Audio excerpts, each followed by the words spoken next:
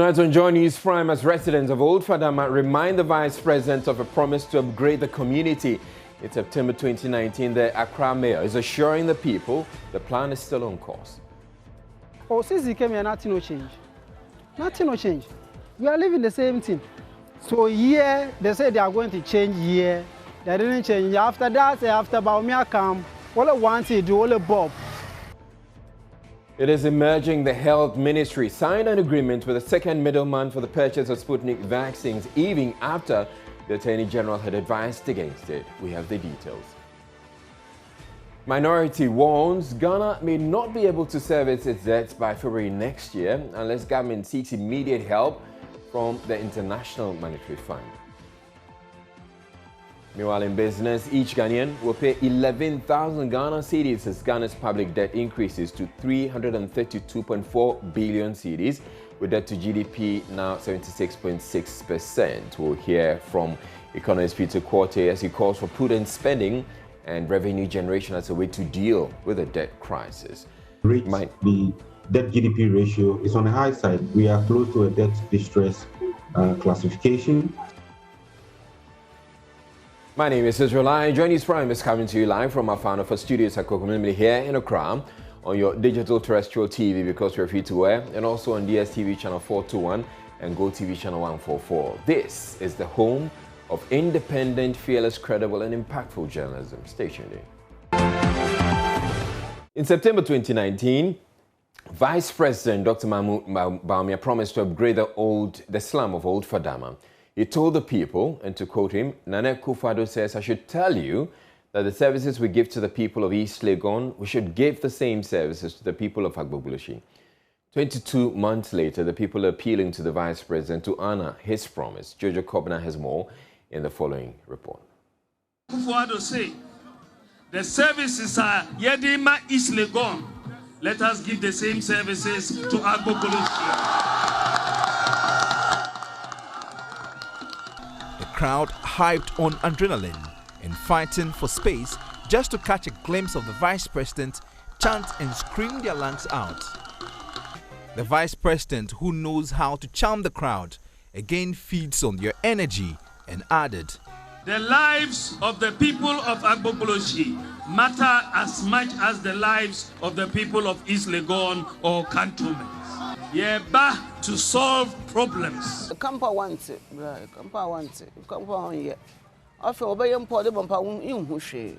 Old Fadama is expanding rapidly, almost bursting at its seams, and a major threat to the existence of the Korle Lagoon. It has over 120,000 residents squeezed on less than half a square mile. This community used to be a yam market and also a host to a small population of Ghanaians fleeing ethnic conflict. Now it is sprawling urban slum, hungry for basic infrastructure. The town, located at the center of Accra, is a congregation of kiosk, wooden structures and corrugated roofing sheets. In here are Accra's urban poor and ambitious young people who have traveled from across the country, brimming with hope to make a living and lift themselves and their family out of poverty. They come eager to make it in life, but only to realize that the grass isn't always greener in Accra.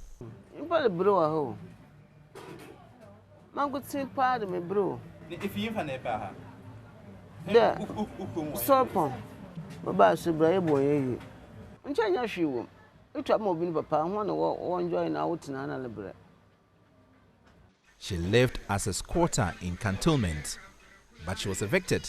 Her cheapest option was to choose Old Fadama. No cantonment. My basket to Buhono. Until my had 2 million, beyond 2 copy baby. It's no more scan on sushi. It's a women and animal. Now a 1 week bumpo. I thought the winner 1 week. Until I never been there, but that goes to go. That time I saw a womb. No be chain that damn you are. No, the Bahama. You but also week about 300. Oh, point you been to ya. You're done with some moment. And 18 for them with your muntre. Also, management tree. Paying 120 cedis a month for a tiny space is too expensive for her.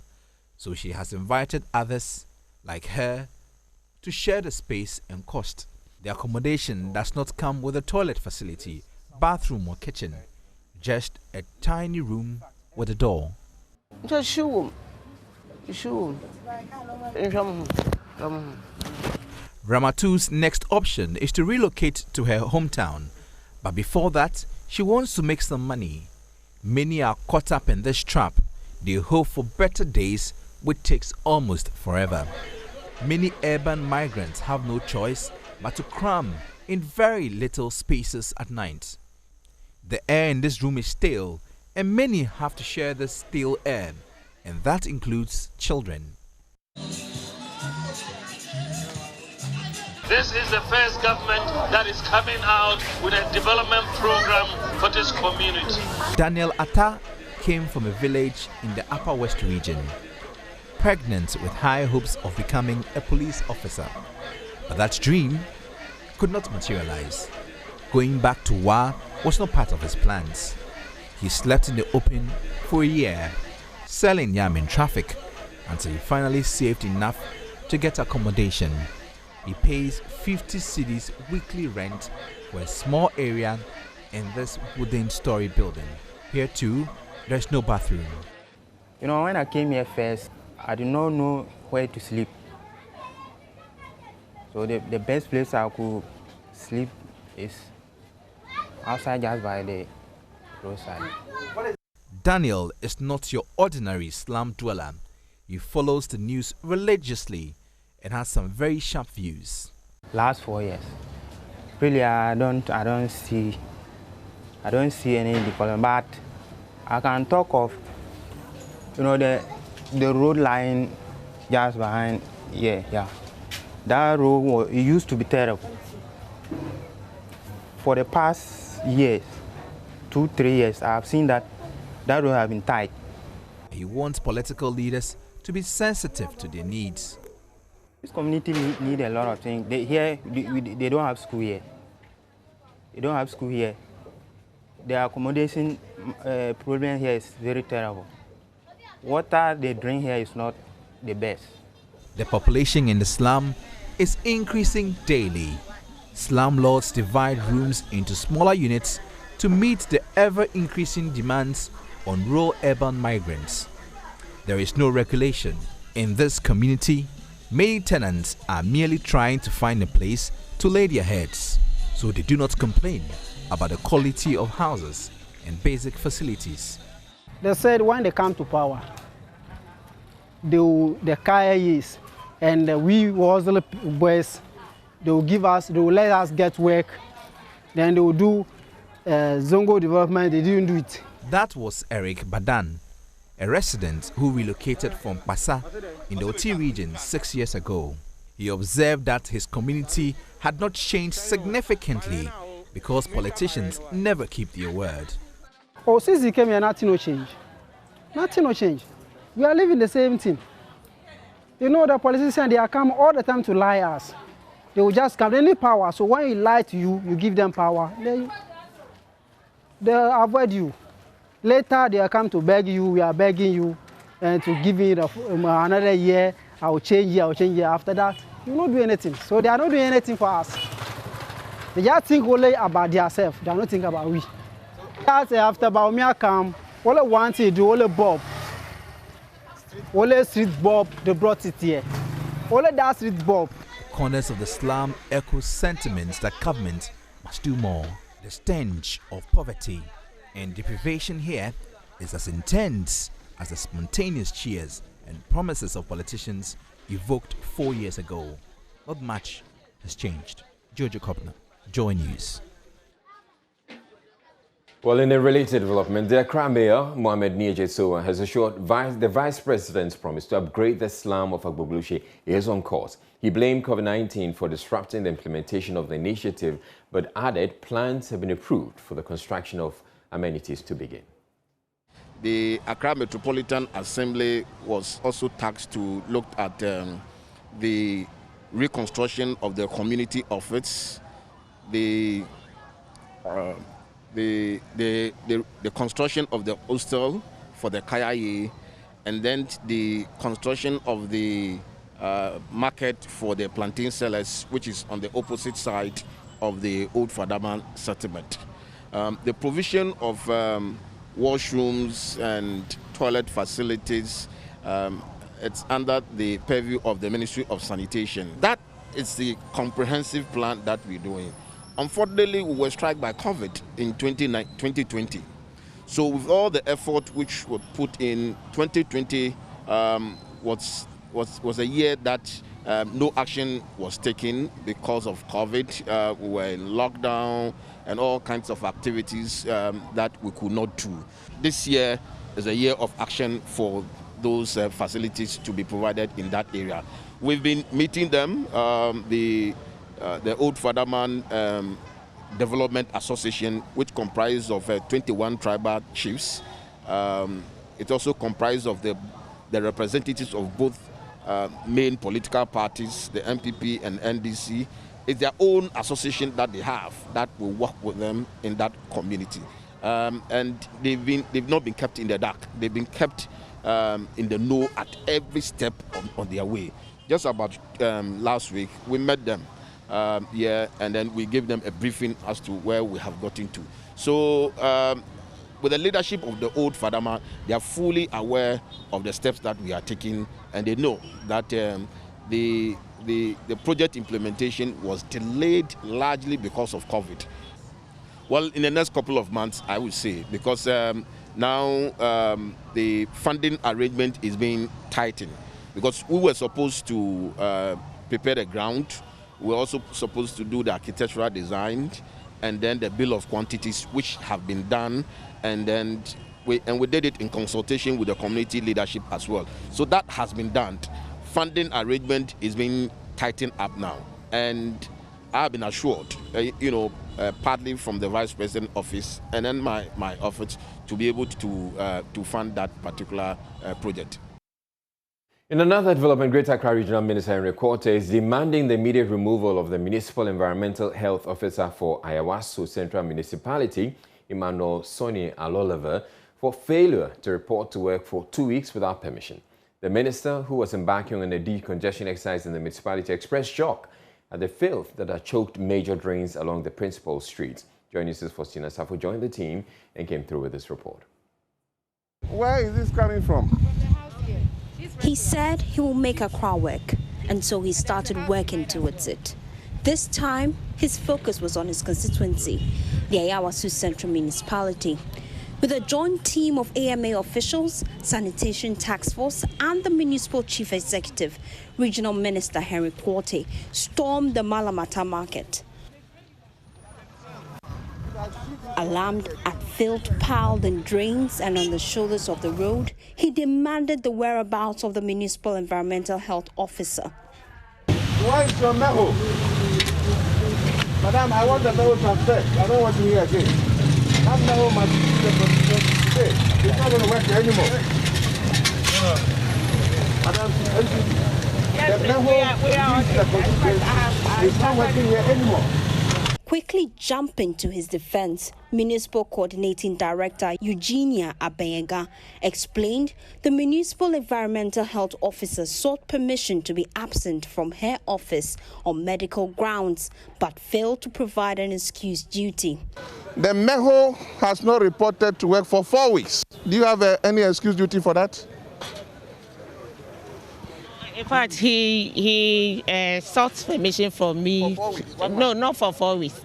It's just 2 weeks, please. But he's gone beyond it. So please bring a report. He cannot absent himself for 2 weeks without any reason. I want to know why. He's not been well.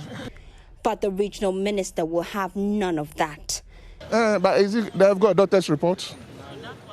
Yes, so is he telling you he's not well? There's no medical form officially to indicate that he's not well. This is government business. I beg you, if he's not feeling well, you should go and bring someone else to work. Their next stop was at Panaman. Here, containers built along drains were destroyed. Who's the owner? Okay. Task force, start breaking from here. Go on. Yes, go. Break it. Start from here. Break it down. The owner will come. Don't worry. Amid tears and angry rants, owners of the structures tried to stop the officials from doing their job.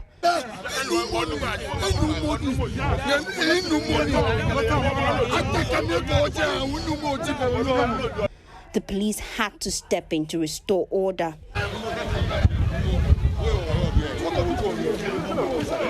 Their final stop was at Alajo, where a church had erected an auditorium right next to the Alajo main drain. Questioning who authorized the sale of the parcel of land to the church, Henry Quarte ordered that the structure be pulled down. You come and you sit behind your decks. This is what is happening. You don't go around. Why? I shouldn't come and do this. I shouldn't come and do this.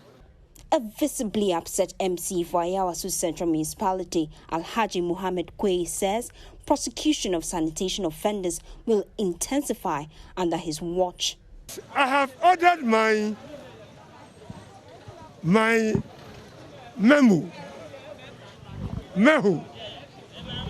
environmental officers, to be attending here frequently and then summoning them to the court.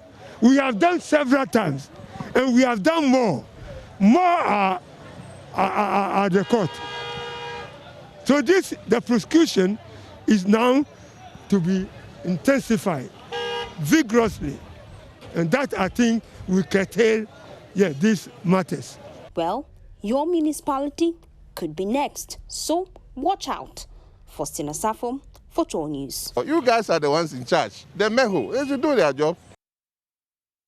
In other news, 85 basic, senior, high and tertiary educational institutions in the Ashanti region have recorded between them 365 COVID-19 cases. Out of the number, 254 have recovered, with 111 pending active cases since 2020. Regional Health Director Dr. Emmanuel Kojo-Tinkrang says outbreaks in congregational settings must be a concern to all in the region. As a first step, the Directorate is counting on school authorities to help curb the spread of COVID-19 in schools by promoting strict adherence to safety protocols. Ohiming Teria of our Health Desk has more in the following report. The school in 2019 for the first time came close to tasting a regional victory, but unfortunately had its attempt neutralized by the Wulugu Senior High School in cane contest. But scoring a higher point this year over 8 contenders, the Bumpurgu Agricultural Senior High School has finally broken the jinx and now stands ready and qualified to face other big and well-established contenders for the overall trophy of the competition come next 2 months. Ahead of preparations, the contestants say they are proud of their achievements so far and hopeful of winning the national tournament. Danladi Mohammed is one of the contestants speaking at an event organized by the Member of Parliament Abednego Bandim in his gesture to honor the school for winning the regional race. We're not sure that we win. Like, we're meeting science, that's our. When 2019, that's 3 consecutive years that we went, and then this year we were able to qualify for the regional championship. So we are proud of what we have did. We are also preparing to win the national championship for our school. We are going to tell them they should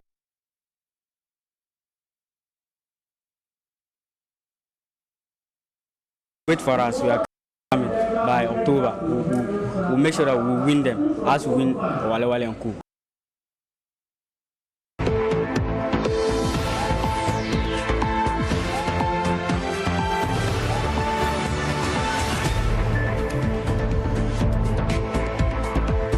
Well, we do apologize. We're returning to our earlier story, which has to do with 85 basic, senior, high and tertiary educational institutions in the Ashanti region having recorded between them 365 COVID-19 cases. Out of the number, 254 have recovered, with 111 pending active cases since 2020. Regional Director Dr. Emmanuel Kojo-Tinkrang says outbreaks in congregational settings must be a concern to all in the region. And as a first step, the Directorate is counting on school authorities to help curb the spread of COVID-19 by promoting strict adherence to safety protocols. Ohiming Teria of our Health Desk has more in the following report.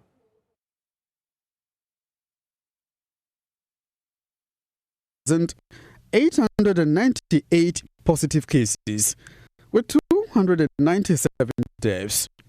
A total of 864 nurses, representing about 55% of 1,509. Ashanti region has cumulatively recorded 17,898 positive cases, with 297 deaths. A total of 864 nurses, representing about 55% of 1,595 health workers, have tested positive for COVID-19 in the region. 151 doctors have also tested positive for coronavirus, with 1,135 active cases and the emergence of highly transmissible Delta variant. Health authorities are bracing up for a third wave of COVID-19. The new cases from 19th to 25th July stands at 783 cases. The first wave that peaked between June and then July 2020, we were recording an average of 100 to 200 cases a day during this wave, exactly about a year ago. And then the cases were able to manage due to hard work that we put in, and the cases went as low as 8 cases during the week 41 in December 2020. And then we moved into the second wave. And as at April, that is the week 17 of 2021, we're recording an average of 20 cases in a week. From June 21st to July 21, we've seen the cases are going up again. That means that we have moved into our third wave. Regional Health Director Dr. Emmanuel Kojo-Tenkran told a COVID-19 outbreak of cases in schools is a worry. At the time, there is blatant disregard for safety protocols. Now, recently, we've seen outbreaks in some schools in Ashanti region. So far, total of 85 schools are affected. This includes basic and then senior high schools. We've recorded 365 infections in these schools. So far, we have a total of 254 recoveries. Active cases are 111. And as at now, number of schools with active cases is 25. It's always a worry if we get outbreaks in the schools, because the schools are congregate setting. And one infection is likely to spread to the whole school. So it's very important that the school authorities and then the management ensure that the protocols that we've put in place are adhered to in the schools. Unfortunately, this is not what we are seeing in most of the schools in Ashanti region. The Health Directorate is encouraging the police to help enforce COVID-19 safety protocols, especially at funerals. It's blatant disregard as far as the protocols are concerned. And that is where we want enforcement to start, so that the organizers of the funeral, the police, and then the health authorities will have to work together to ensure that this is done. I'm encouraging the police also to move into some of these funerals and then see what is happening, and then call the organizers to book. I'm sure when the police start doing that, by all means, the organizers of the funeral will sit up. From Kumasi, for Joy News, Ohiminteria reporting. Now, as a parliamentary committee that probed the Sputnik vaccine contract saga prepares to present its report, it's emerging the Health Ministry signed its second contract for the vaccines with an independent supplier 2 days after the Attorney General cautioned against such transactions. Fadama, in a 9-page letter to the Ministry of Health dated April 12, 2021, observed other countries are procuring the vaccines directly from Russia and urged the Health Ministry to do same and not use an agent. The Attorney General, in the letter cited by Joy News, wrote, "We suggest that the Republic of Ghana buys directly from the manufacturers instead of procuring through an individual in Dubai. The advice was in reference to an already signed agreement with businessman Sheikh Maktoum. But the ministry, however, on April 14, signed another independent contract, SL Global, for the supply of vaccines. Joseph Bokugakpo joins us with more. Now, Joseph, first tell us the latest on the Sputnik probe. This is what we've gathered, that following the completion of the public hearing sometime late last week, the committee has retired to put together its report. We gather that sometime in the course of the day today, the leadership of Parliament actually met with the members of the committee for them to brief them on how far they'd gone with putting together their report. And the deadline that they have is this coming Friday, and from the indication that we're getting, it's highly likely that they'll be able to complete the report and submit it on the floor of the House before Friday. All right, you have a copy of the Attorney General's letter. What does it say?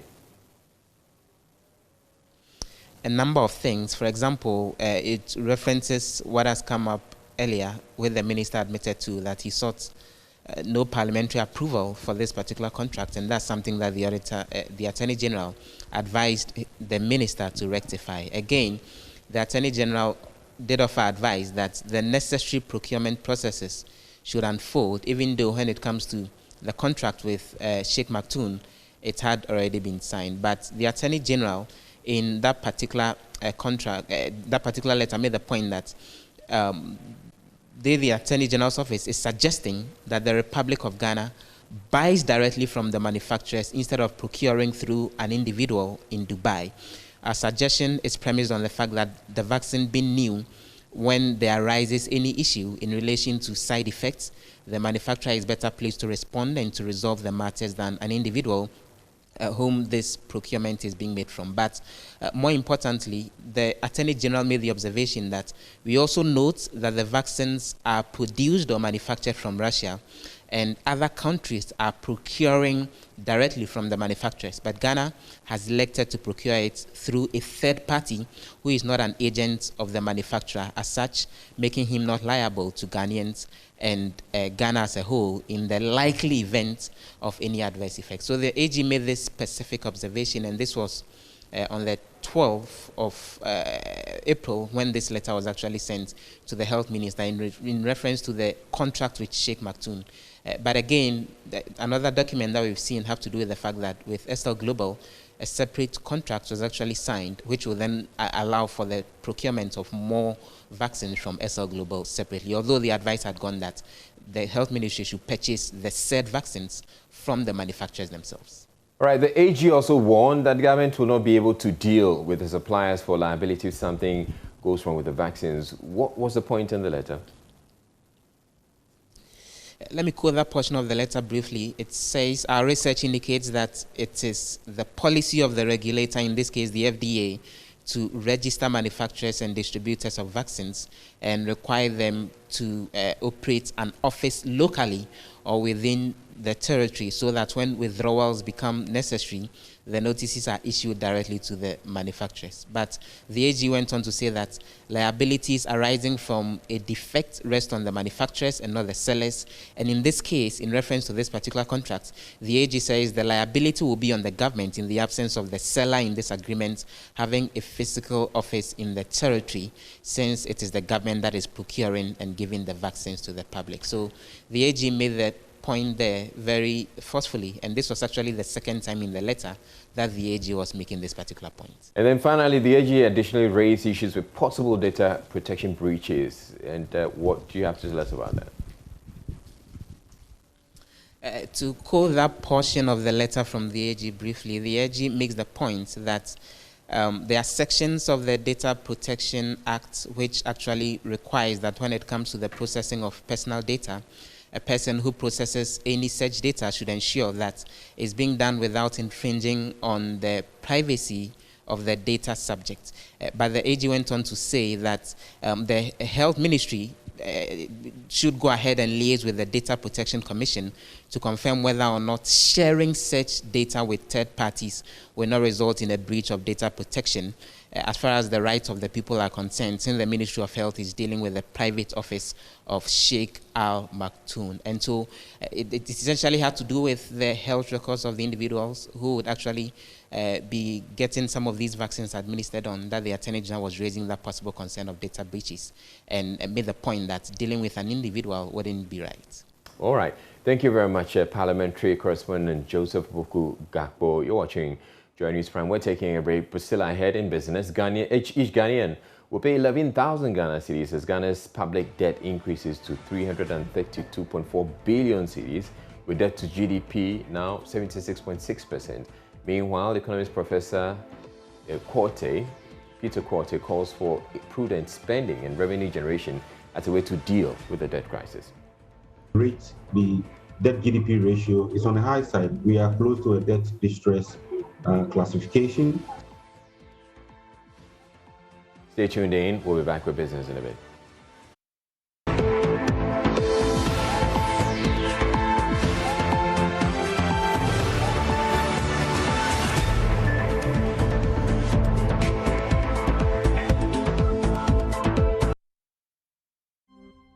You're welcome to business. Now, our very first story. Each Ghanaian will pay a little above 11,000 cedis if the country's debt of 332.4 billion cedis is shared among all 30 million of the nation's population. That's according to latest data from the Bank of Ghana. Part of government's plan to ease the debt burden is to mobilize more revenue, but our debt keeps piling up. Here's a reaction from economist Professor Peter Quarte. He spoke early on the marketplace. The debt GDP ratio is on the high side. We are close to a debt distress classification, but I think there are some outlines or policy outlines in the budget. If you look at the 2021 budget, there are some policies that have been outlined to ensure that we move back to sustainable thresholds. And I believe going forward, here in the media review and subsequent budget presentations, where we should see improvement in our debt GDP ratio. Although you mentioned in your earlier submission that when the debt is shared, each Ghanaian is supposed to pay about 11,000 cedis. What it tells you is that if we are to pay all the debt now, that is what we are expected to pay. But I don't think any country pays its debt within 1 year. So we should be rest assured that that is not the case. However, a higher debt GDP ratio is not what one country or one would expect. You expect your debt GDP ratio to be within sustainable levels. Otherwise, you spend more of your revenue financing debt, and you'll be left with very little money to finance development expenditures. And that is not the way to go. But Professor Quarte, even ahead of the mid-year, budget review, the estimates, what about the issue about going austere measures to whip up revenue to ensure that the fiscal sides are much more stronger? From your perspective as an economist, is it a time for us to run an austere management of the economy? In a pandemic, you don't run an austere budget. I mean, if you listen to other countries, UK, US, and the rest, they are spending. In a pandemic, you spend to revive the economy. Otherwise, you stay in a recession for a very long time. That is why the UK president in one time said, build, build, build. So basically, he's telling us, put in more money in infrastructure. Same with other countries. US is pumping in money, trying to revive the economy. That is why we have the COVID-19 alleviation fund, we have the CARES program. These are all measures meant to help us come out of recession, possible recession. But do you feel the instruments... But of course, you have to run an efficient budget to make sure you get value for money for your spending, but not an austere budget. Raise more revenue as you can, and also spend judiciously.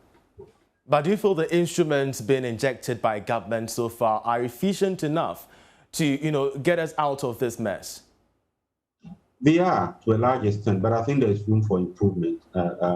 We've heard about digitization, that is a sure way to go, so that we can rake in more revenue. At the moment, there's quite a lot of leakages, and until we plug those leakages and raise more revenue, I think we'll be in that cycle where the financing gap is huge, and we have to resort to borrowing to meet our financing gap. We ought to move away from this cycle and raise more revenue domestically. That's the sure way to go. If you borrow to finance consumption, it is not appropriate. You borrow to finance investment so that you'll be able to repay your debt. Let's still stay on debt-related matters because the head of finance department at the Valley University emphasizes government will need support from the International Monetary Fund to manage the nation's debt crisis. Numbers closely, you've seen that there's been some... It's a major concern for every government, how you manage your debt. What I noticed from the budget which was read was that government was trying to make sure that he has a balance of the debt, 50% from domestic, 50% from external. If government is able to do that, sometimes it's good for the country. But from the central bank's report, the last monetary policy, we noticed that the domestic debt was gradually increasing, and which becomes a major effect on our economy. That's what brings the crowding out effect. What as I've been advising is go to IMF and World Bank for some funds, which as I mentioned, government is waiting for this big boost in money to come into the country. In that case, it becomes a cheaper source of funds. Our interest rate will not, interest payment will not increase as we are expecting. It also boosts. If we're able to do external, it will boost our reserves, as we have seen, and it stabilize the economy for some time period. Well, of course, two other stories. The Monetary Policy Committee of the Bank of Ghana has kept its key lending rate to commercial banks at 13.5%. Now, the committee cites the third wave of COVID-19, the high budget deficit because of revenue underperformance, as well as the balance of risks to inflation and growth among their decision. The MPC had cut the policy rate for the first time in over a year to 13.5% in May 2021. Here's my colleague George Rafi with more. The numbers closely, you've seen that there's been some sustained recovery in the economy. Now we have this third wave, and it's been confirmed by the Ghana Health Service. Even the president yesterday doing his report or assessment said that indeed we are in the third wave, and they are worried about what could be the impact of this third wave on the economy. Therefore, you want to be tactical and strategic in actually reviewing this rate. And this rate, Charles, is the rate at which the Bank of Ghana lends to commercial banks in the country. It goes a long way to influence the cost of credit. You also want to use the MPC as a tool to check the amount of money in circulation and improve credit as well. So do you want to push in credit so much that could impact on inflation, or you want to hold on a little bit? And they looked at this as one of the main reasons why they said, no, let's hold on. Also, when you look at the deficit as well, government missed out on the first 5 months of this year. And deficit has an impact also on the amount of money in circulation in terms of spending. So they looked at that one and they thought that, no, it might be prudent to hold on to this rate and therefore not take any actions that could destabilize the seemingly stability that we are seeing in the economy. And that'll be all for this segment. I'm Charles Isaac. You're still watching Joy News Prime Time to bring you sport. I'm Hans Mensah, and the former WBO Super Bantamweight champion Isaac Royalston Dogbe says a third showdown against his nemesis Emmanuel Navarrete is a possibility despite 2 losses to the Mexican. Dogbe's 2 professional career defeats have come against Navarrete in back-to-back fights, the first of which culminated in the Ghanaian losing the WBO Super Bantamweight strap in 2018. But he insists they might square off again. At the end of the day, Navarrete is the only fighter that has beaten me in my boxing career, professional career so far. So I do not get offended. I mean, listen, it's the nature of the business. You get bested on the night. It doesn't mean it is over. It gets painful sometimes, but you just have to, like I said, you have to pick up your bags and keep on moving. I keep saying that Navarrete and I, we're in the same division. There's a possibility, with our dear listeners out there, there is a possibility that we could fight again. I don't know when, but it may happen. It may or may not happen. But at the end of the day, Navarrete is in my focus at this moment. Our focus is winning another world title. My focus is preparing and doing the necessary things that I need to do to get in position to fight for another world title. When it happens, hey, listen, I know where I went wrong. I know the things that went wrong. And I know the people, the team that I am working with right now. I know their capabilities. They know my capabilities. They know my strengths and my weaknesses. We have Wade, Navarrete. But like I said, he isn't my main focus. Sometimes you have to take a loss and learn from it. Sometimes the loss may make you make changes, and make you rediscover yourself to see the kind of person that you are. And I feel and I believe that I have really discovered the person of whom I am. Listen, I do not feel that it was a loss. I feel it was a learning curve. It was something I had to go through to see the kind of man that I am, the kind of person that I am made of.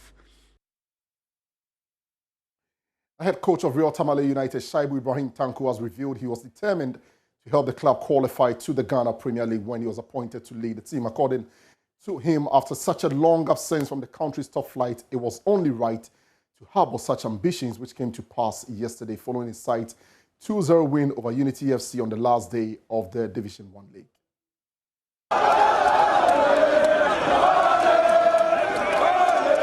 The feeling was good in the sense that my philosophy is always to see people, to make people happy.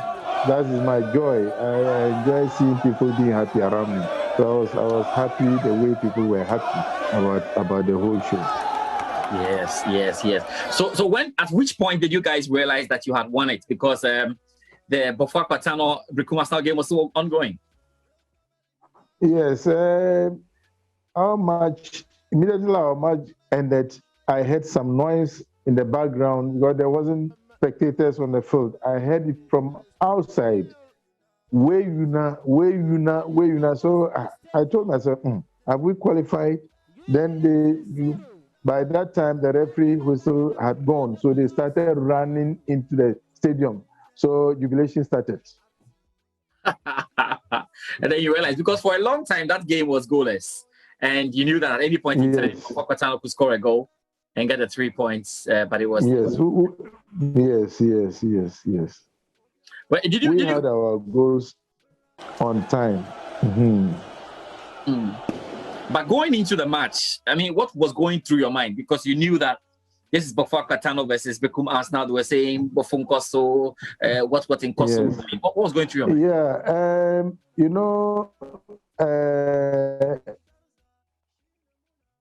I believe in the last straw.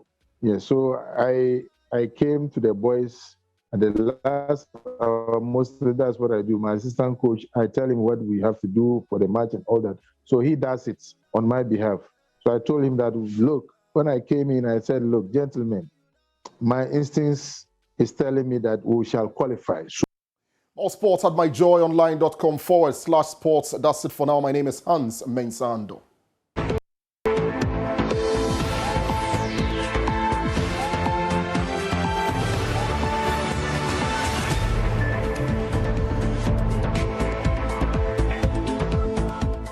All right, it's time for Showbiz. Becky Bex is here. Hello, Becky Bex. Hello to you, Easy. How you doing? I'm Good well. to see you. Good to see you too. We thank And Jesus. black on black.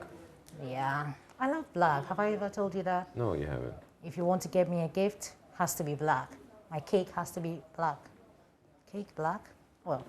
So I can get you charcoal as well. Yeah, of course. I'll use it for something beneficial. Let's talk about, the much anticipated Ghana Music Awards UK launch. It happened at the La Palm Royal Beach Hotel at the weekend. And everybody that matters in music was there. So we had, from Keche. Well, except those who were out of the country. Of course, except those who party were, in the park. having fun. Shout out to Doreen and the rest of the crew.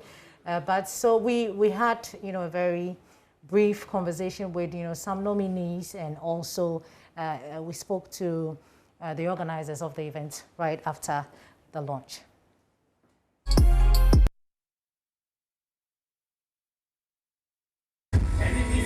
Oh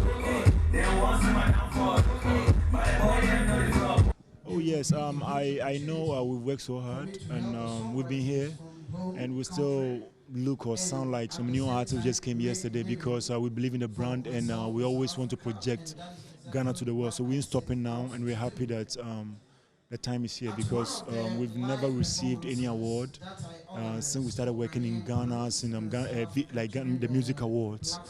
And I think the time is here, so we're not surprised that already 4 nominations already. So we thank God for that. It's been awesome. I mean, the gospel is raining everywhere. Isn't that true? Raining. You know me, I always do this for the love. Okay. Yeah, so I would really appreciate everything that comes with it. I know I have I think songwriter and then male vocalist. I don't know about the rest though, but I'm just hoping I could see the rest. It be mad, crazy. You know why? Because me, I think I say I started culture, but it's been the 5th year. That's crazy, because like last year, the one I go 2 years ago was mad. So the organizers of the Ghana Music Awards UK are here with me, Alodia West Coast. So far, I mean, we've come to the end of the launch of Ghana Music Awards UK. Were your expectations met?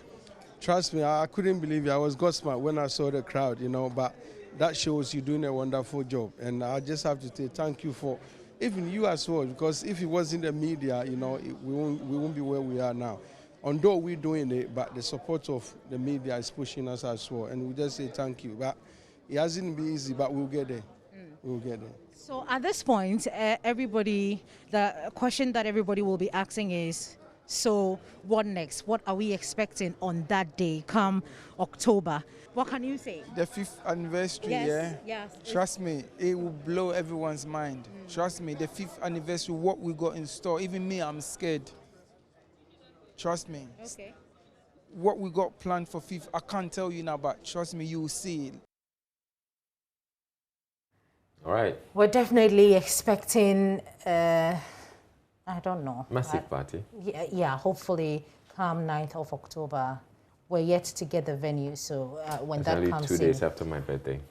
Oh, yeah. We'll celebrate that birthday back in London or something.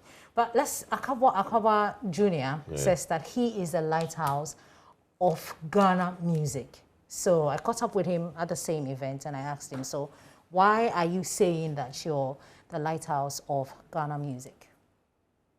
I think it's about time that we see what it is when it comes to music in Ghana. Truth is, it took me some time to really accept what I'm saying. But then now I fully accept it, because I feel the kind of things that I do, the kind of music that I churn or put out there are songs that can go global, that can stand the test of time, that can hit the Grammy Awards, hit anywhere, and then would lift Ghana up. So if some are rather having the attention and not the good thing that we are doing, I have to talk about it. I have to let people know that, no, you guys are here, but then I am the lighthouse. You get my point? That's where, you know where lighthouse is? It's always by the sea, deeply rooted on the ground. No matter the waves and stuff, it's still there. And that is me, highlight for you. That is what we can boldly say is ours. And that's what we can take out there. So, yeah, that's all what lighthouse is all about, yeah. Do you think that the media, because you mentioned that the attention has been taken away and you're trying to draw our attention, what attention are you talking about? Is it the media projecting? I think, yes, it has a lot to do with the media. Yeah, because you're big boom boom cha and stuff, they're going to play and stuff, but then, hey, we barely understand what Mayway says, what Yusundu says, but we still love their songs. And those people are going everywhere, touring everywhere. If we want to tour, music is not a joke. So we can't basically put our eyes on just the lyrics, just the beats and everything, and that's it. You get my point? We should be able to put the two together, the melody, the instrumentation, and the message together and sell it out there. That's only how somebody would want to listen to what we have. You get my point? And take us there, because really sometimes you guys, you talk about some, let's say some unnecessary things that you don't have to give your ear to. You get my point? Than rather promoting what's necessary. Yes. So what will be your advice? I mean, obviously, to the media and everybody that is involved, the industry players, everyone. I am the lighthouse. And let me say it again. The album is coming out pretty soon. When and then it's about time. Very soon. Trust me. Very, very soon. Right, but we look forward to that. Yeah, we're looking forward to that Lighthouse album. Let's talk about movie star Issa Rae. So she got married at the weekend. Beautiful. Well, it was actually a private event that had family and friends. I was there. Okay. In spirit. Have you ever received like whooping, spanking or? Yeah. I received that like all the time. So congratulations. You were not a girl then? No, I wasn't. I was, the good girl. Very good girl. Thank you very much, Becky Bex, for bringing us. Thank you, always easy for having me here on your show. Certainly. I appreciate you. Thank you. Certainly. All right, we have more news coming up. Don't go away.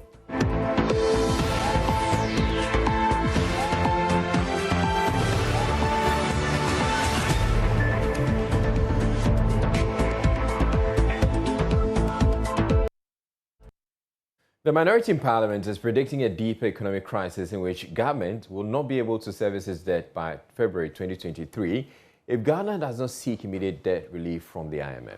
Ranking member on Parliament Finance Committee Dr. Kasela Forsing told the forum in Accra Monday the country's debt to GDP ratio will in 18 months hit 85% from the current 76.6%. He says the economy is heading towards a disaster and wants the finance minister to announce immediate measures to stem the tide in his mid-year budget review on Thursday. The current administration increased Ghana's public debt to $50.8 billion. This means an increase by $22 billion within a space of 4 years. In cedi terms, this amount increased to $171.2 billion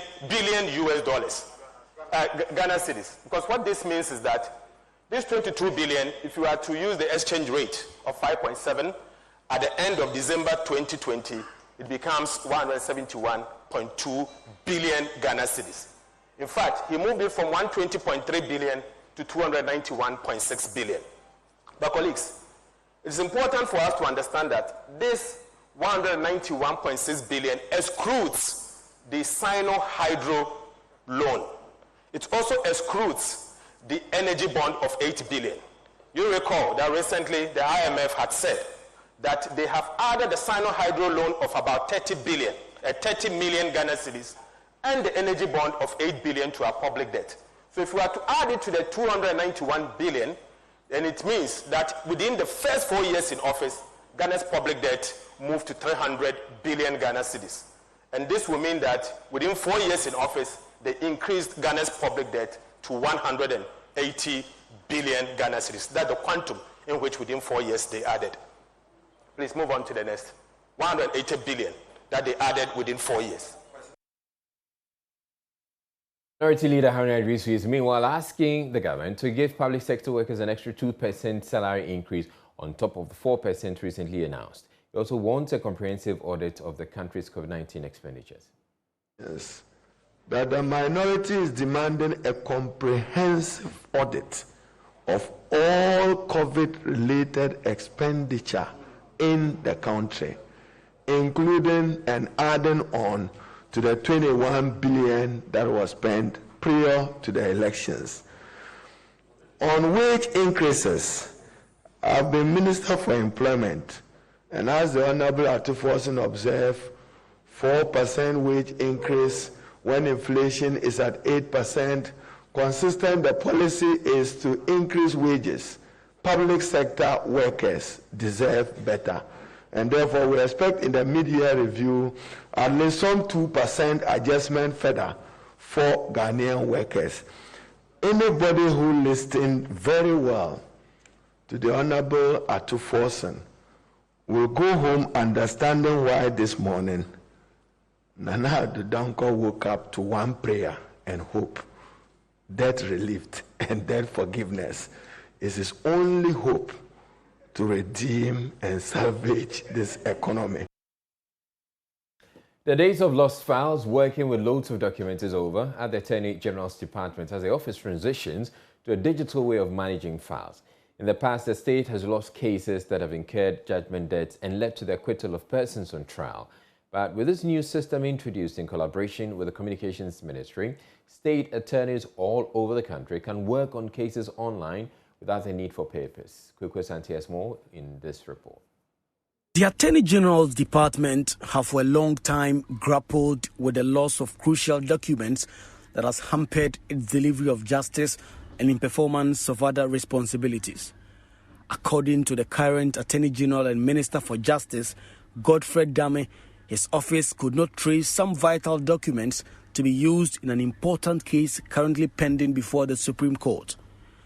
There have also been several instances when state attorneys have appeared in court and lamented loss of documents leading to acquittals and sometimes judgment debts against the state. The department has now partnered the Communications Ministry to develop a system which has been touted as the game changer and one which will improve data management at the Office of the Attorney General. Attorney General Godfred Adame has been explaining this new system to senior officers of his ministry at a 2-day training workshop which opened Monday at Aqua Safari in Adan. The problems that we've encountered with our data sharing, data management, and information management in the Office of Attorney General are legendary. And most of the time, we are actually made the object of ridicule as a result of files getting lost and our failure to trace very vital information, most of which being dates back to decades ago. So I think it's a very important step in our march towards modernization, and we all have to fully commit ourselves to it. And the problems that we encountered in the past, files getting lost, failure to trace certain information and all, these are things that hamper not only the efficient administration of justice in the country, but of course, good governance as a whole. Solicitor General Helen Ziwu says the new system will fix some of the challenges that has bedeviled the office for years. And then as you all know, we lack a well-stocked library, and we're hoping that one day we will have that as well. The system is therefore to provide us the opportunity to improve its service delivery, the office's service delivery, through the automation and modernization of current work processes. The 2-day training workshop involves senior state attorneys and other critical officials of the department drawn from all administrative regions of the country. Some of them spoke to Joy News and expressed delight about the project, which they say will lead to efficiency. It will improve our work immensely in terms of the fact that the bulk of the things that we are using deals with documents, paper, a lot of files.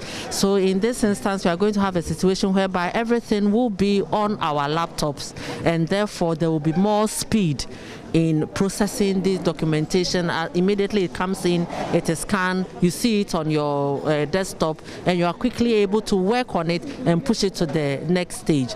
Will actually help our work, because as far as we are doing away with the paperwork and other things, this will bring an efficiency and effectiveness in our field of work. It's going to help us to finish our work within time. It's going to help us to avoid the problem of reading handwritten directives from the group heads, the Solicitor General, or the Attorney General. Sometimes an attorney is unable to read, and that alone delays the work. Now, documents in possession of Joy News reveal the chief at the center of the alleged $5 million bribe implicating the Chief Justice Kwesi Ening-Yeboah had actually tried without success to get the CJ off the case. The documents also show an attempt was made to get senior Supreme Court Judge Jones Doche off the matter as well. Ojedom Obrani, Kwesi Atta's former lawyer, Kwesi Afrifa, claims the CJ had asked for a $5 million bribe to deliver a favorable judgment. World correspondent Joseph Akable in the following report walks us through the documents in our possession on this unending saga. Ojedom Obrani Kwesi Atta in September 2020 petitioned the Chief Justice asking that the CJ and Justice Jones Doche recuse themselves from his case. He explained that this will assure him of a fair hearing. He accused the Chief Justice of raising issues about whether a village land could be that expensive. This is said to have been a reference to a $16 million judgment that the Chief had won against telecom giant Vodafone. The Chief additionally questioned why the panel of 5 judges had been increased to 7, adding that the Supreme Court's decision granting Vodafone a stay of execution would not have been granted had the panel remained 5. Justice Jones Doche, on the other hand, is accused of having stated that officials of the Lands Commission suppressed evidence in this case while ruling in a different matter, even though aspects of the case remained pending. Justice Doche responded to the petition in October 2020. He described it as lacking substance and written with bad taste, with the sole intention of picking their own panel of judges. The 2 judges stayed on the case with the enhanced panel granting Vodafone's stay of execution. The court also granted an application for fresh evidence to be adduced by Vodafone. The Chief then brought another application before the Supreme Court, also asking for leave to lead fresh evidence to contradict the evidence that Vodafone had been asked to adduce. By a majority of 4-1, the court granted the application in favor of the Chief. Only the Chief Justice, Kwesi Enin-Yeboah, dissented, insisting it was wrong to give the Chief an opportunity to remake his case. The Ghana School Feeding Program has embarked on a project to improve the quality of food given to pupils. The initiative includes the introduction of a texturized soya product, TSP, to replace already existing protein products such as egg, meat, and chicken. National Coordinator for the program, Gertrude Kwashiga, explained this has become necessary because there was a need to improve food safety and quality, such as storage and preparation. Speaking at the campaign launch of the initiative dubbed Go for Soya Chunks, Mrs. Kwashiga noted the National Food Buffer Stock Company has been contracted to supply the soya chunks to the caterers across the country without delays. When I took over as the National Coordinator of Ghana School Feeding Program, the main challenge was to improve food quality, safety, and hygiene. That, you would know, was my core, the nutrition initiative training. This was a practical, innovative way of cooking that employs creativity in preparing nutritious meals for the school-age child, at least cost, whilst maintaining quality of food served. It was at this point that Yedent Agro-Food Processing Company Limited was introduced to us by WFP, that's World Food Program. Through the financial and technical support of World Food Program, Partnership for Child Development, and Yedent.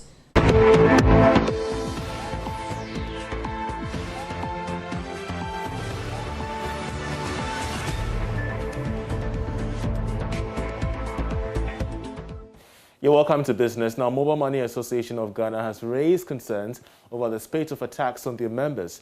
At a press briefing, the association warns that neglecting the developments could pose danger to the safety of mobile money agents across the country. We need a better and a transparent commission base. We don't want a business whereby the commission is being hidden and then at the end of the month, they just push anything to us. We've been writing letters to their office several times, but they have refused to listen to us. As we speak now, when it comes to fraud and robbery issue, we don't have any insurance commission to cover us. Our activity is also now a vital and a key role in our society that we are now as a mobile money agents. So we will urge MTN to increase. Other telcos are doing better in terms of commission bid. They are taking 50-50. We are taking 50-50. So why is it that MTN is giving us 40-60? So what we are saying that MTN should beef up so that as GRA is speaking that we are supposed to be taxed on our cash out commission. Even if they are able to make it 50-50 and GRA takes out their 10% cash out commission or cash in commission or whatever, we'll still have something better to take home. MTN is benefiting a lot from these transactions, the cash in and cash out. We have been complaining to them several times, but they don't see, they see it as a sham. They don't want to tell us the truth. they just came out and told us that they have been deducting commission from our cash out or cash in. From the time they established this mobile money business, they have been deducting commission from our cash in. They don't actually, or they don't really tell us